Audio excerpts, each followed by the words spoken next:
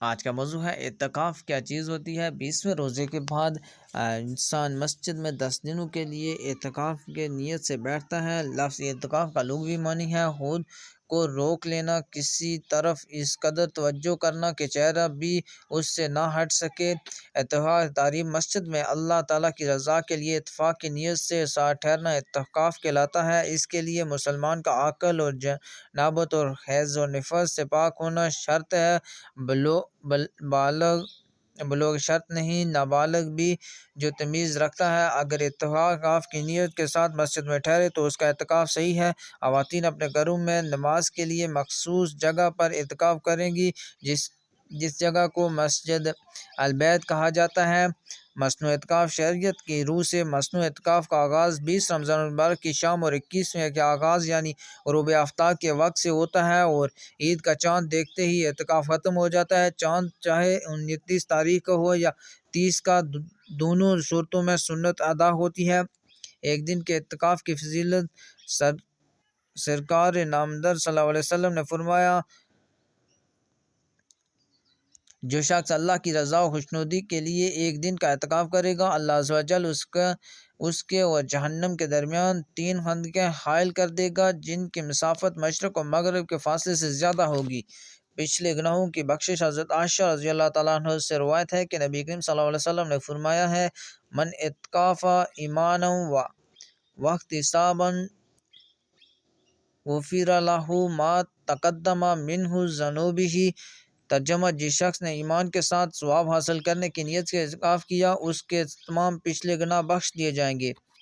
2 حجوں اور 2 عمروں کا ثواب۔ امیر المومنین حضرت علی رضی اللہ تعالیٰ عنہ شیر خدا سے روایت ہے کہ نبی کریم صلی اللہ علیہ وسلم نے فرمایا، جس نے رمضان المبارک میں 10 دن کا اعتکاف کر لیا وہ ایسا ہے جیسے 2 حج اور عمرے کیے۔ گناہوں سے تحفظ۔ حضرت عبداللہ بن عباس رضی اللہ تعالیٰ عنہ سے روایت ہے کہ نبی کریم صلی اللہ علیہ وسلم نے فرمایا، حدیث کہ اعتکاف کرنے والا گناہوں سے بچا رہتا ہے اور اس کے لیے تمام نیکیاں لکھ جاتی ہیں جیسے ان کے کرنے والوں کے لیے ہوتی ہیں۔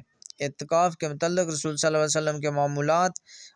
حضور کریم صلی اللہ علیہ وسلم ماہ رمضان کا پورا مہینہ بھی اعتکاف فرمایا ہے اور آخری عشرہ بھی بہت زیادہ اہمیت فرمایا۔ 1 سال آپ صلی اللہ علیہ وسلم نے سفر اختیار فرمایا جس کی وجہ سے آپ صلی اللہ علیہ وسلم اعتکاف رہ گیا تو اگلے رمضان شریف میں 20 دن کا اعتکاف فرمایا۔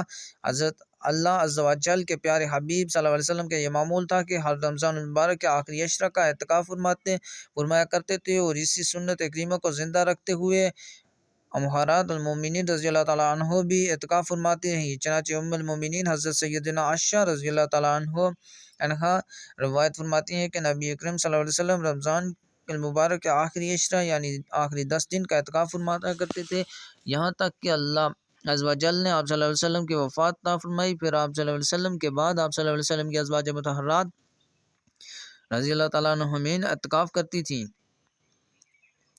اعتکاف کی نیت میں صرف اللہ تعالیٰ کی رضا اور حضور صلی اللہ علیہ وسلم کی سنت کی پیروی کرتے ہوئے اعتکاف کر رہا ہوں۔